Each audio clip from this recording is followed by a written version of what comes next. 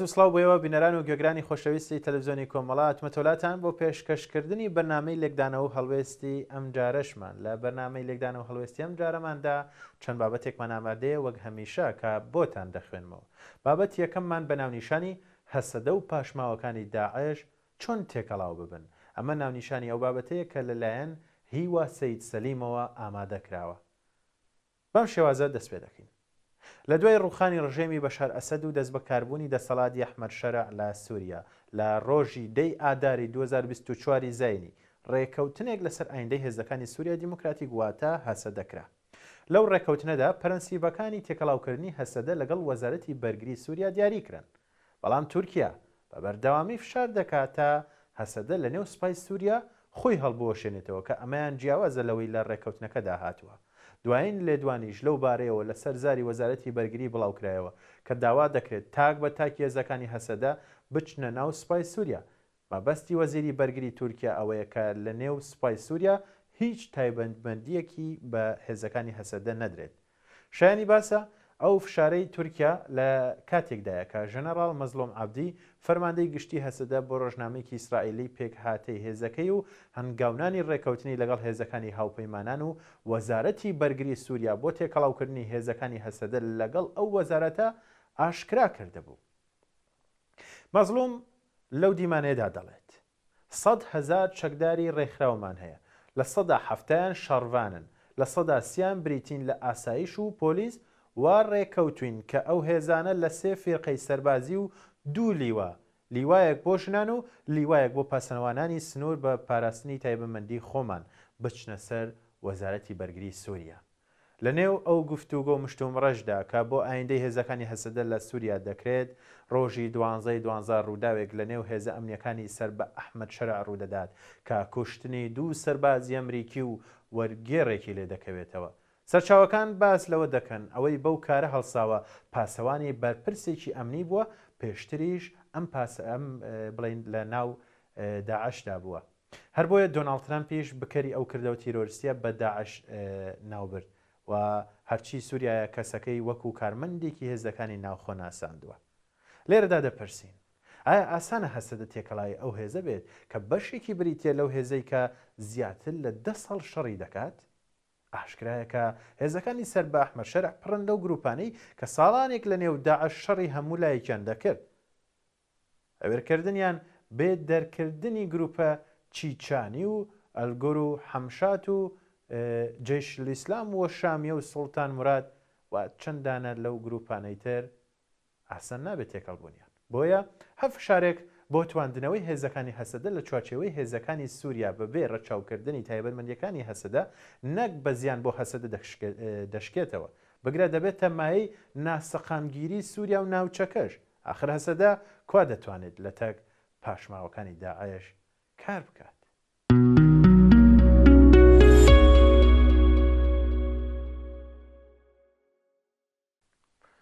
نەتەنیاهۆ یان ئەردۆغان کامیان دەتوانن لەسەر مێزەکەی ترامپ براوە بن؟ ئەمە بابەتێکە لە ئامادەکردنی هاوڵاتی. فڕۆکەی F-35 ئیسرائیلی تووشی دوودڵێکی گەورە کردووە.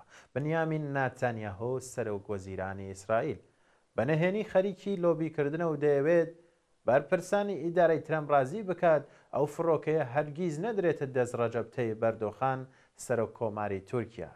پێگەی ئالمۆنیتەری ئەمریکی لە راپۆرتێکدا دەڵێت ڕۆژی یەکیەم مانگە نەتەنیاهۆ لەگەڵ فرانک سەینت جۆن بەڕێوەبەری جێبەجێکاری کۆمپانیای لۆکهید مارتن کۆبووەتەوە کە ئەو کۆمپانیایە بەرپرسە لە دروستکردنی فڕۆکە تێوقێنەرەکەی ئەمریکا.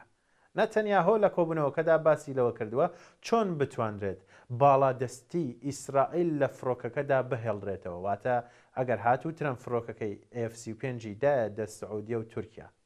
ئەلمۆنیتەر دەڵێت نەتەنیاهۆ تەرسێکی گەورەی لێ نیشتووە، بەڵام نایەوێت ڕوبەڕووی ترامپ بێتەوە و دژایەتی بکات.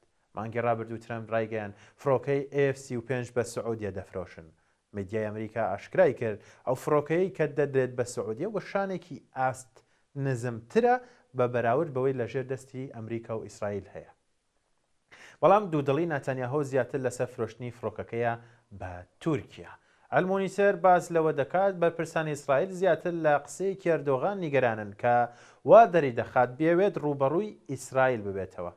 ئەو گوتارەی باسی دەکەن لە تەمموزی 2024 زاینیدا بوو کاتێک ئەردۆغان وتی دەبێت ئەوەندە بەهێز ببین ئیسرائیل نەتوانێت کاری گەمژانە بەرامبەر فەڵەستین بکات، هەروەک چۆن چوینە قەرەباغ و لیبیاوە ڕەنگە هەمان شت بەرامبەر ئەوانیش بکەین. لە خولی یەکەمی سەرۆکایەتی ترامپ ئەمریکا تورکیای لە پرۆگرامی بەرهەمهێنانی فڕۆکەکە دەرکرد دوای ئەوەی ئەنقەرە سیستەمی بەرگری S400 لە رووسیا کڕی و چەند سزایەکی بەسەردا سەپاند. بەڵام لەم دوایانەدا پەیوەندیەکانی ترامپ و ئەردۆغان باش بوون و جارێکی دیکە واشنگتۆن خەریکە ڕازی دەبێت فڕۆکەکە بدات بە ئەنقەرە. تۆم باراک باڵیۆزی ئەمریکا لە تورکیا هەفتەی ڕابردوو گوتی واشنگتۆن و ئەنقەرە کار لە سەرکێشەکانیان دەکەن سەبارەت بە F-35 بەڵام چەند بربەستێک ماون. تورکیا لە ساڵی 2019 زاینی بەنیاز بوو 100 فڕۆکەی F-35 لە ئەمریکا بکڕێت، بەڵام دەرکردنیان قەرە لە پرۆگرامەکە ئەمریکا دەڵێت هەتاوەکو خاوەنی سیستەمی S400 بێت F-35 وەرناگرێت. بەرپرسانی تورکیاش ڕەتی دەکەنەوە و واز لە سیستەمی S400 رووسی بهێنن. بە گوێرەی راپۆرتەکەی ئەلمۆنیتەر لە نێو سوپای ئیسرائیل باز لە مەترسی پێدانی فڕۆکەی F-35 دەکرێت بە وڵاتانی دیکە لە ناوچەکەدا بە تایبەتیش تورکیا. هەروەها دزەکردنی زانیاری تەکنۆلۆژیەکانی فڕۆکەکە بۆ چین بەرپرسێکی باڵای سوپای ئیسرائیل دەڵێت بابەتی سەرەکی F-35 توانستە نهێنیەکانیەتی کە دەتوانێت خۆی بدزێتەوە لە ڕادار و سیستەمی بەرگری ئەمەش لە هەموو مۆدلەکانی فڕۆکەکە هەیە و دەدرێتە سعودی و تورکەکانیش جگە لەوەی سیستەمی کۆنتڕۆڵکردنی هەیە کە دەتوانرێت سربەخۆکاری پێ بکرێت و نەگەڕێتەوە بۆ تاوەری سەرپەرشتی. ئەو بەرپرسە سەربازیە باز لەوەش دەکات F-35ەکانی ئێمە توانیان ئێرانیەکان بڵین تووشی سەرسوڕمان بکەن و بە یەکجار سیستەمی بەرگریمان تێک شکاندن بەبێ ئەوەی زیانمان بەربکەوێت. ئەم توانایە ڕەنگە لە دژی ئیسرائیل بەکار بهێنرێت کە وڵاتێکی بچووک و بەرتەسکە و پێویستی بە ئاگاداری پێشوەختە هەیە پێش ئەوەی چەکی دوژمن ئاسمانەکەی ببەزێنێت. بەرپرسە سەربازیەکەی ئیسرائیل ترسی ئەوەی هەیە لە پڕێکدا هێرش بکرێتە سەر ئیسرائیل و بە یەک جار هەموو ناوچە گرنگەکانی لەدەست بدات. بۆیە دەڵێت سەرجەم ئامانجە سەربازی و سلڤیەکانی ئیسرائیل لە ناوچەیەکی بچووکی چڕدا کۆبوونەتەوە.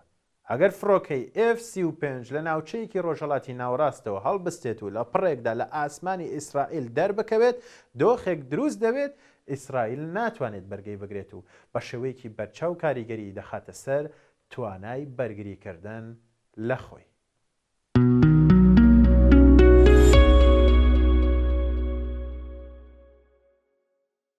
تەکنەلۆژیا هەلی نوێ یان ڕێگری نوێ ئەم بابەتە لەلایەن ڕۆزا دڵشاد مەریوانی ئامادەکراوە.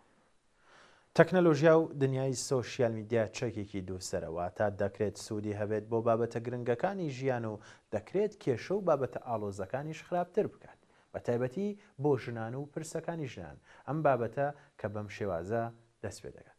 ئەگەر بەلایەنە ئەرێنیەکەیدا تەماشای تەکنۆلۆژیا و ئامێرە زیرەکەکان و زیرەکی دەستکرد بکەین دەبینین سوودی زۆرە. بۆ نمونە هۆشیارکردنەوەی ژنان چونکە دەکرێت پەنجەرەیەک بێت بۆ ژنە بەتوانەکانی بۆ دەربڕینی ڕای خۆیان و بەشداری پێکردنی ئەزمموی خۆیان لە هەر بوارێکدا بێت لەگەڵ ژنانی دیکەدا. وروژاندنی ڕایگەشتی دەربارەی ئەو تاوانەی دژ بە ژنان دەکرێت وەک تاوانەکانی تونند و تیژی بە هەموو جۆرەکانیەوە. گەیشتنی خێرای ژنان بە زانیاریەکان و پەرەپێدانی خۆیان لە هەموو بوارەکاندا جگەلەوە لە دنیادا بەگشتی تەکنەلۆژیا دەرفەتی کاری نەرمی بۆ ژنان دەستبەر کردو و یارمەتی زۆرێک لە ژنان دەدات بۆ کارکردن لە ماڵەکانی خۆیانەوە بەبێ ئەوەی ناچار بن کە ماڵ و منداڵەکانیشیان جێبهێڵن و کار دەکەن و موچە و داهاتێکی سەربەخۆ بۆ خۆیان دەستەبەر دەکەن. هەروەها سوودی هەیە بۆ خاوەن پرۆژە بچووکەکانی ژنان بۆ بە بازاکردنی ئەو کاڵا و بابەتانەی بەرهەمی دەهێنن و لە ڕێەوە دەتوانن مارکێتینگ بۆ بەرهەم و کارەکانیان بکەن و زۆر شتێ دیکەش. بەبارە نەرێنیەکەیشدا ئەگەر باسی بکەین ئەو دنیا گریمانەکراوە دەکرێت بۆ ژنان و کچان زۆر مەترسیدار بێت ئەگەر بە وریاریەوە مامەڵەی لەگەڵدان نەکەن و بەکاری نەهێن بە تایبەتی بۆ ئەوانەی ئاستی زانستی ڕۆشنبیریان تۆزێک کەمە تا بەهۆی ئەو ئامێراوە نەکەونە کێشەوە درێک بە مەترسیەکانی ناکەن کە چەندێ خەتەرە. هاوکات لە دنیای گریمانەکراودا نووسەروا دەڵێ ژنان وەک بەکارهێنەری ئەو ئامێرە زیرەکانە دەکرێن مەترسی نوێ و ڕێگری نوێیان بۆ زیاد بێت وەک زیادبوونی تونند و تیژی و گێرچەڵ پێکردن و هەڕەشە لێکردنی ئەلکترۆنی جگە لەوە گۆڕانی دنیای کار بۆ سیستەمی ئەلکترۆنی و بەکارهێنانی داتا دیجیتاڵەکان وا دەکەن ئەو ژنانەی ئاستی زانستیان کەمە یان لە تەمەنێکدا ناتوانن فریای ئەو پێشکەوتنە خێرایە بکەون لە دنیای کار دوا بکەون و نەتوانن ئەو بۆ شاید لە نێوان ئەوان و ئەو دنیا زیرەکە نوێدا دروست دەبێت پڕ بکەنەوە بۆیە زۆرجار ئەوە دەبێتە هۆی لە دەستدانی ئەرکەکانیشیان هەروەها هێشتا ژنان لە ناو ئەو ئەرکانی کە پشت بە داتا و تەکنیکە زیرەکەکان دەبەستن کەمینەن و کەمتر دەرفەتی ئەویان بۆ دەرەخسێت لەو بوارانەدا پەرە بە خۆیان بدەن دوجار ڕاستە تەکنەلۆژیا کەرەستێکی بەهێزە و دەتوانێت هێزی ژنان و دەنگی ژنان بەرزتر و کاریگەرتر بکات بەڵام ئەگەر سیاست و یاسای گونجاو نەبێت بۆ پاراستنی و بۆ پاڵپشتی لێکردنیان بەرامبەر هەموو کۆت و بەند و ئاڵنگاری کۆمەڵایەتی و کللتوری و زانستیەکان ئەو کەرەستە زیرەکانت دەکرێت ببن بە ئامێری زیاتر چەوساندنەوە و کۆت و بەندکردن و ڕێگریکردن بۆ ژنان بە تایبەتی لە کۆمەلگای دواکەوتەکاندا واتە تەکنەلۆژیا دەبێت هێزی پاڵنەر و پاڵپەشتیکەر بێت بۆ ژنان نەک ئامێری سەرکوتکردن و تونند و تیژی و پەراوێز خستن بێت ئەم بابەتەش کە لەلایەن ئەو بەڕێزەوە نووسرا بوو پێشکەشم بە ئێوە کرد لێرەدا هاتینا کۆتایی بەنامەی لێکدانەوە هەڵەوێستی ئەم جارە هیوادارم توانی بێتم کەمێ سوودم بە ئێوە بەخشی بێت تاوەکو ئامادەکردنی چەند بابەتێکی تر و خوێندنەوەی لە لێکدان و هەڵوێستێکی تردا کاتێکی خۆش بۆ هەموو لایەکتان